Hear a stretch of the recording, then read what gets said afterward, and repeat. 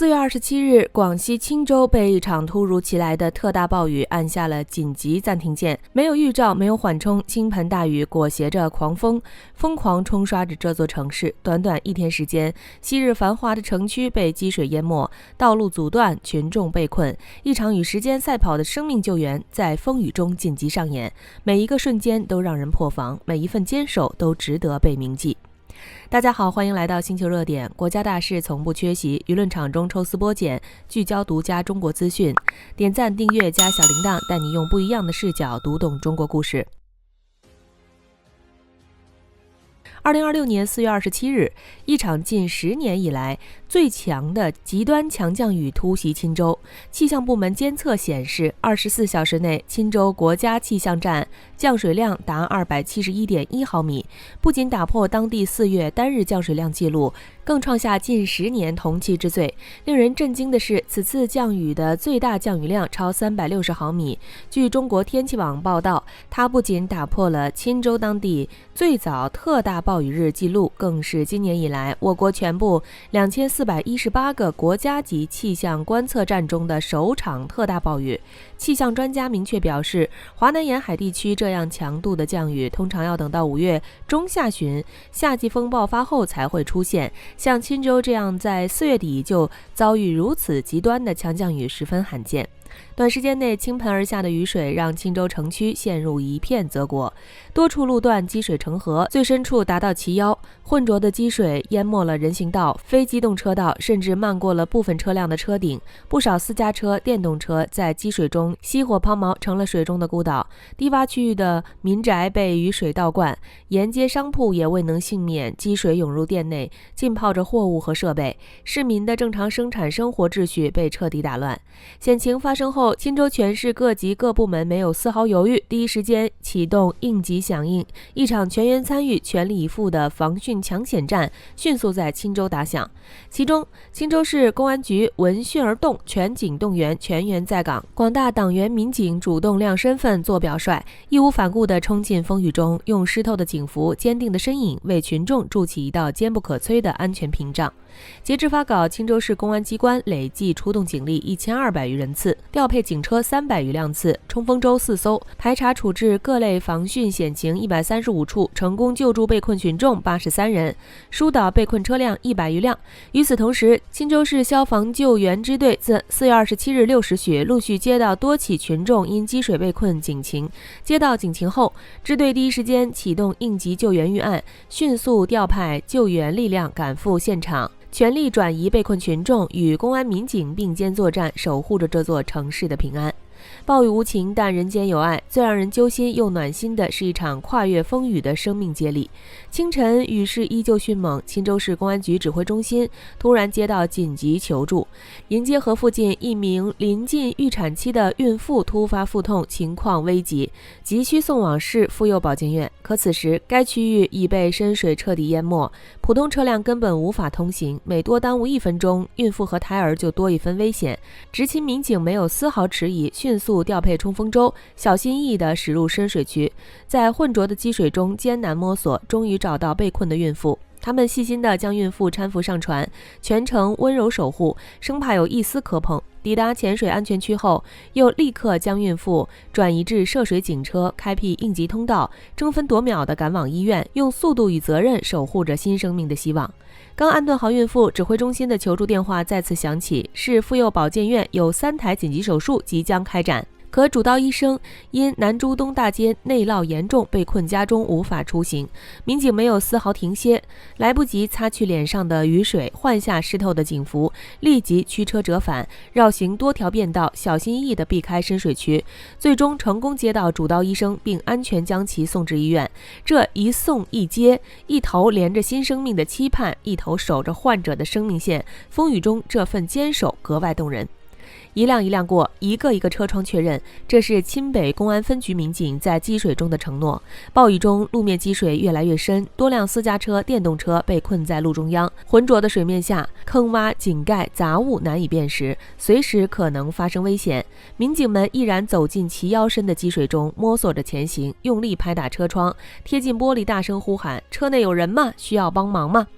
发现被困群众后，他们迅速协助打开车门，用背、抱、搀扶的方式将群众小心翼翼地转移至安全高地。雨水混着汗水浸透了他们的警服，双手被污水泡得发白起皱，身上也沾满了淤泥。可他们排查的脚步从未停歇。据统计，仅城区路段，民警就排查涉水车辆40余辆，成功转移被困群众26人。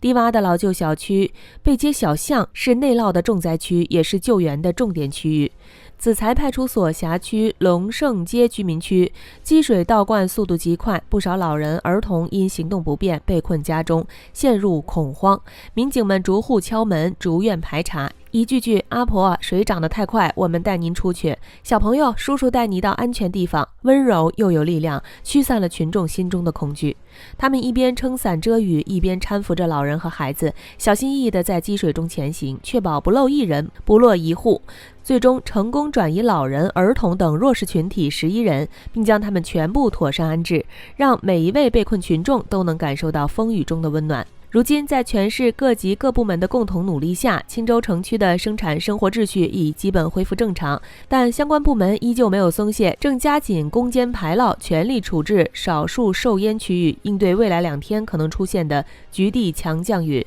这场暴雨让我们看到了极端天气的无情，更看到了中国应急救援的速度与温度，看到了平凡英雄们的坚守与担当。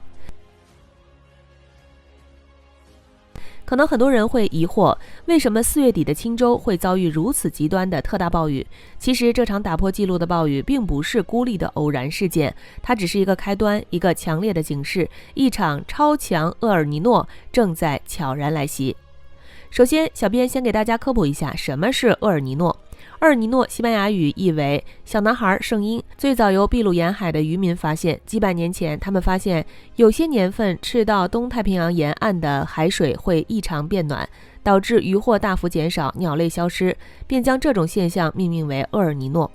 从科学定义来讲，当赤道中东太平洋特定区域的海温3个月滑动平均达到或超过 0.5 摄氏度，且持续至少5个月，就可以判定为一次厄尔尼诺事件。它一般2至7年发生一次。与之相反，海水异常偏冷的现象被称为拉尼娜，两者合称为厄尔尼诺南方涛动，是全球气候系统中最主要的异常信号之一。国家气候中心将厄尔尼诺事件分为不同强度，峰值达到或超过 1.3 摄氏度但小于 2.0 摄氏度为中等事件，达到或超过 2.0 摄氏度为强事件，达到或超过 2.5 摄氏度为超强事件。历史上曾发生过多次强度惊人的厄尔尼诺事件，其中最具代表性的就是1997至1998年和2015至2016年的2次事件。1997至1998年的超强厄尔尼诺是观测史上最强的事件之一，当时尼诺 3.4 区海温巨平指数峰值远超 2.5 摄氏度，造成了全球范围内的气候灾难。我国长江中下游地区遭遇特大洪涝灾害，多个省份被洪水侵袭，人民群众的生命财产安全受到严重威胁。2015至2016年的强厄尔尼诺事件同样带来了极端天气频发，我国华南、江南地区降水异常偏多，北方则出现干旱，全球多个国家也遭遇了洪涝、干旱等灾害，造成了巨大的损失。除此之外，2019至2020年也曾出现一次弱厄尔尼诺事件，持续时间短，强度弱，属于非典型厄尔尼诺，但也对全球气候产生了一定影响。比如当年我国台风生成偏晚，华南前汛期降水出现异常。了解了这些历史，大家就会明白，厄尔尼诺从来都不是一个遥远的气象名词，它与我们的生活息息相关，每一次发生都会带来一系列极端天气。接下来重点来了，关于2026年的厄尔尼诺，目前全球气象机构的预测已经达成共识，它不再是可能发生，而是必然发生，而且强度极有可能达到观测史上前列水平。就在10天前，全球气象机构还在围绕发生概率反复研判。中国国家气候中心当时判断，赤道太平洋5月正式进入厄尔尼诺状态，夏秋季形成中等级以上强度事件，且至少持续到年底。美国国家海洋和大气管理局给出的概率是 61%， 认为此次事件可能发展为强厄尔尼诺。世界气象组织也提醒，尽管存在春季预报不确定性，但厄尔尼诺发生的概率正在稳步上升。而现在，随着春季预报障碍期逐步过去，多个强信号密集出现，预报员普遍认为，此次厄尔尼诺的可信度远超往年同期。判断厄尔尼诺强度的核心指标是 Nino 3.4区海温聚平指数，目前该指数已经升到正 0.5 摄氏度附近，恰好踩在厄尔尼诺的判定阈值。但这只是海面的表层现象，真正让人警惕的是海洋深处的动向。赤道太平洋次表层出现了大范围暖水，在海平面以下150米处，甚至存在正5到正6摄氏度的深厚暖水，就像一个潜伏在水底的火炉正在缓慢抬升，为表层海温的持续飙升储备了充足热量。小编猜测，按照目前的发展节奏，此次厄尔尼诺的强度大概率会远超预期。秋季 Nino 3.4区海温聚平指数可能冲高至 3.5 摄氏度以上，远超超强厄尔尼诺的 2.5 摄氏度判定标准。其强度、西风爆发力度、模式一致性都在向1997至1998年的超强厄尔尼诺靠拢，而且发展节奏更快。春季就释放出如此强烈的信号，到了夏秋季的峰值期，能量只会更加集中的释放。所以我们必须正视厄尔尼诺带来的危害，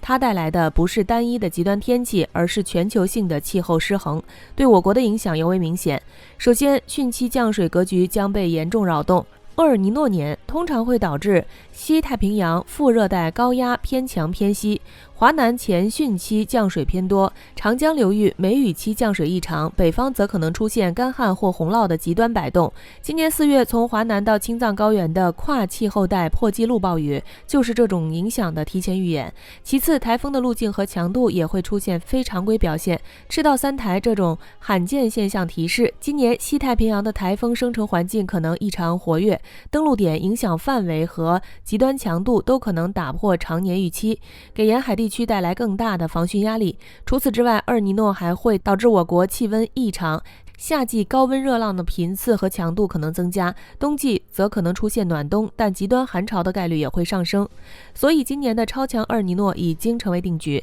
它正在把全球天气推向一个激烈而陌生的新维度。我们能做的就是提前预警，做好防范，关注气象部门发布的预警信息，应对可能出现的极端天气。